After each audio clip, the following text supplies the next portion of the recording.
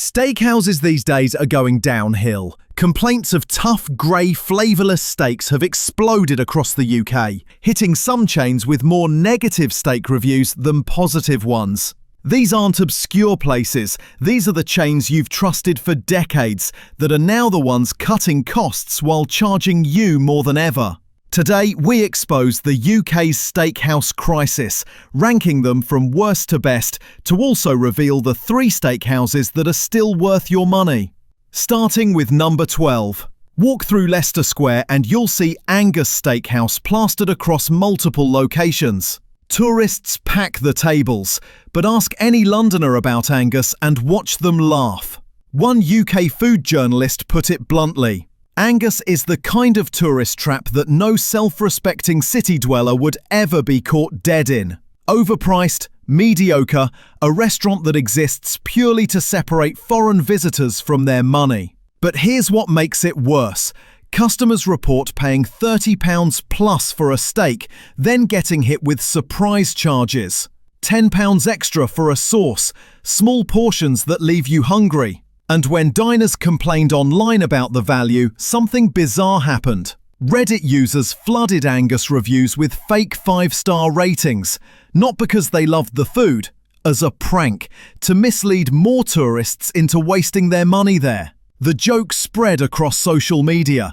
That's how badly Londoners want you to avoid this place. Former diners describe cold, overcooked steaks, hidden fees on the bill, a soulless atmosphere where you're just another transaction. One review summed it up perfectly. The only thing Angus consistently grills is your wallet. If you're visiting London, locals are begging you, skip Angus. That £30 could buy you something actually worth eating. This chain has survived for decades on location and tourists who don't know better. Don't be one of them. At number 11, an ex-employee revealed the truth about Hungry Horse kitchens. Almost all the food is pre-cooked, microwaved or fried. Only the steaks get cooked to order, and even then poorly. The meat arrives frozen, gets slapped on a grill, often comes out grey and gristly. The steaks arrive so tough that diners struggle to cut through them. One TripAdvisor reviewer reported their medium-rare steak was practically impossible to cut. Even the knife struggled to cut through, they wrote. One viral photo showed their Jamaican-style chicken slathered in mysterious yellow sauce. Reddit users called it grim AF and said it looked like 100% cheap frozen food. Diners describe meals as virtually inedible. One disgusted customer put it simply: it's just microwaved shit on a plate. The signature complaint? Grey, tough steaks with no seasoning, cold chips, limp salad drowning in cheap dressing. You can feed a family here on a tight budget, yes, but at what cost to your jaw, your dignity, your evening? Former staff admit quality control is non-existent. Speed matters more than taste. And when you're paying under £10, you're getting exactly what the kitchen can microwave in 3 minutes. Which is why regulars call Hungry Horse a dive, where food looks regurgitated by a rat. Your steak should never be that tough. Remember that next time you're tempted by those cheap meal deals. Number 10 on the list. If you're over 50, you probably remember Harvester differently. The salad bar, birthday parties, family dinners in the 90s. But here's what you need to know. Harvester today bears no resemblance to the place you remember. The chain is coasting on memories that no longer match reality. Walk into a Harvester now and you'll find chaos. One Trustpilot reviewer described the floor as dirty and littered with food, with staff walking past an overflowing bin without stopping. Tables are sticky, service is painfully slow, and the famous salad bar? Limp lettuce and sparsely refilled tubs. The steaks themselves are consistently overcooked and under-seasoned, bland, tough cuts that arrive lukewarm. One diner described their local branch as full of chav types with screaming kids, which might sound snobbish until you realise it's a pattern across locations. The atmosphere has shifted from family-friendly to chaotic free-for-all. You're paying steakhouse prices for food that barely qualifies as acceptable. The portions have shrunk, the meat quality has plummeted, and the experience that made Harvester a British institution? Gone. Replaced by a hollow shell, trading on nostalgia while delivering disappointment. That childhood birthday dinner you remember fondly? Don't try to recreate it. Harvester has fallen too far. Coming in at number 9. Beefeater used to mean something. The classic roadside steakhouse, red booths, open grills, somewhere you'd stop on a long drive and actually enjoy the meal. But long-time customers are abandoning ship, and the reasons are damning. One regular who used to visit frequently won't go back now. They call current Beefeater food mass-produced, lowest of the low quality since the 2000s. That's not a casual complaint. That's someone mourning a restaurant that betrayed their loyalty. Diners across the UK report the same pattern: overpriced, poor service, and a steep decline in food quality. Portions have shrunk while prices hover around £20 plus per steak, with sides costing extra. TripAdvisor reviews tell horror stories. Cold chips, steaks cooked wrong twice in a row, even after sending them back. Apathetic service from staff who clearly don't care. One diner summed it up. Isn't as high quality as it used to be, but charging steakhouse prices for an experience that's decidedly bottom tier. The famous open grill spectacle that once drew families in, now just a sad reminder of better times. The theatre is still there, but the quality behind it has evaporated. You're paying for a name and a memory, not the food currently coming out of that kitchen. Beefeater's decline proves that even famous names can serve up garbage. And at £20 plus per plate, you deserve far better than gristle and disappointment. Number 7. Marco Pierre White is a legendary chef. 3 Michelin stars, a culinary icon who set the gold standard for steak au poivre in the UK. So his branded steakhouses should be incredible, right? Wrong. Hundreds of diners have slammed Marco Pierre White steakhouse outlets across Britain. One Trustpilot reviewer didn't mince words. The food was awful, stringy steak, and even the fish and chips was undercooked. Another in Birmingham said they've had better service at a Wimpy after enduring dirty plates, argumentative staff during an expensive meal. Many customers visit on prepaid experience vouchers, gift vouchers from loved ones, special occasions, and they regret it instantly. £10 per head booking fees, being shunted into hotel function rooms with zero atmosphere, overcooked, thin steaks that taste like bargain-grade meat. One London diner felt completely scammed after a green salad with only a few leaves and an overpriced, overdone steak. They would not return nor recommend. That's the pattern across locations. High prices, celebrity name on the door, and food that wouldn't pass muster at a decent pub. Here's what makes this tragic. Marco Pierre White genuinely transformed British fine dining. His restaurants in the 90s were temples of culinary excellence. But these franchised steakhouses bearing his name? You're not paying for Marco's cooking, you're paying for his name on a sign. And that name cannot save you from stringy meat and argumentative staff in a soulless hotel function room. At number 6. Côte Brasserie does many things well. Their croque monsieur has fans. The creme caramel is lovely. But if you're visiting specifically for their steak frites, prepare to be underwhelmed at best. Long-time customers have noticed the decline. Côte has gone downhill big time, one regular observed, adding that you get better steaks and fries in mainstream pubs for half the cost. That's damning for a French brasserie charging premium prices.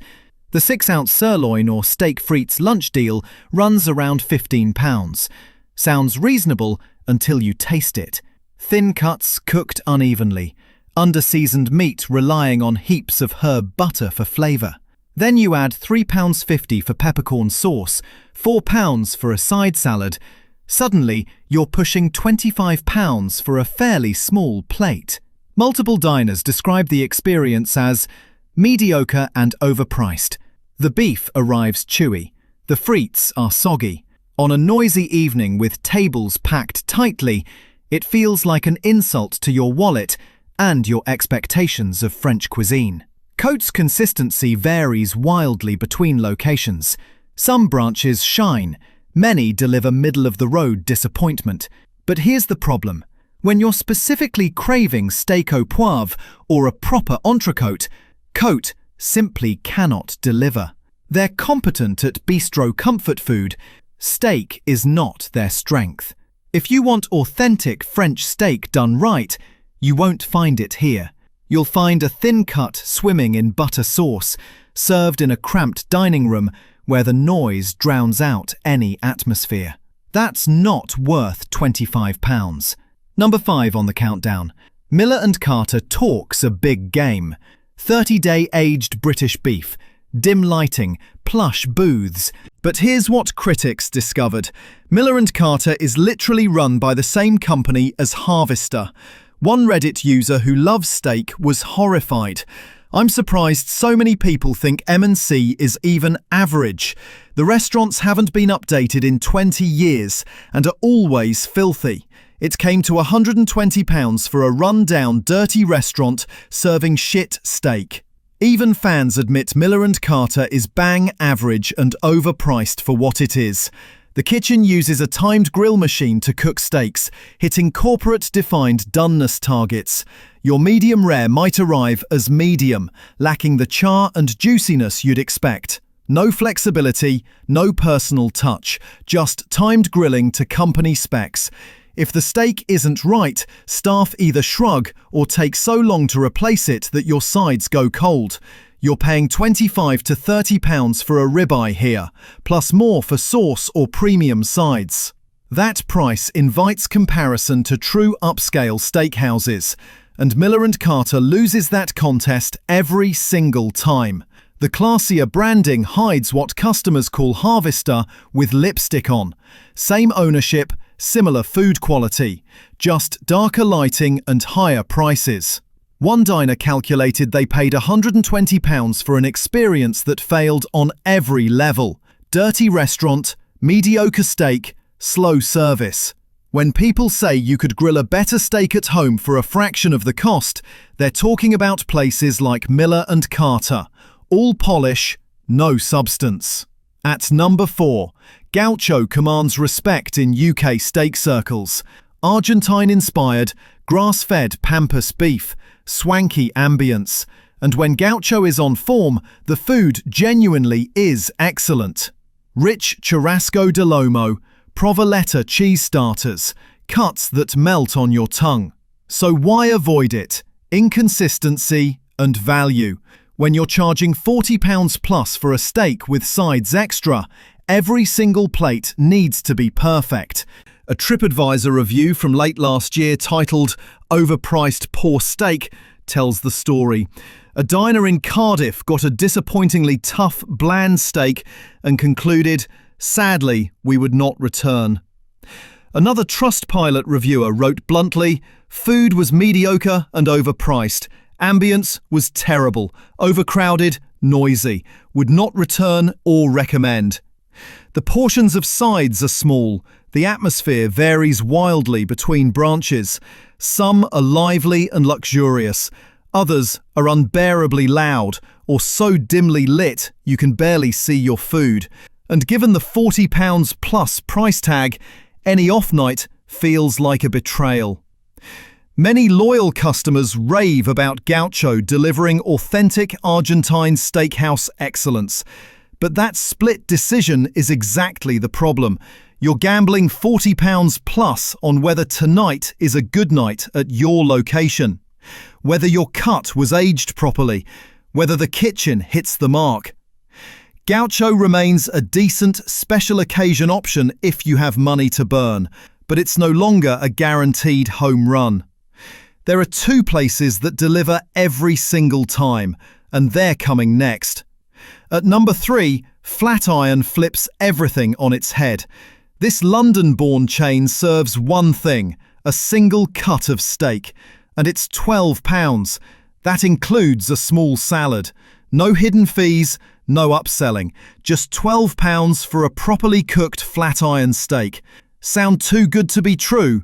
It's not. Diners describe it as seared to a perfect medium rare and tender with just enough resistance when you bite down.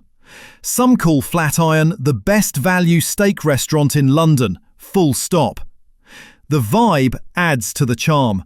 Cleavers for table numbers, free popcorn while you wait, and at the end, a cute mini cleaver token to redeem for complimentary house-made ice cream on your way out.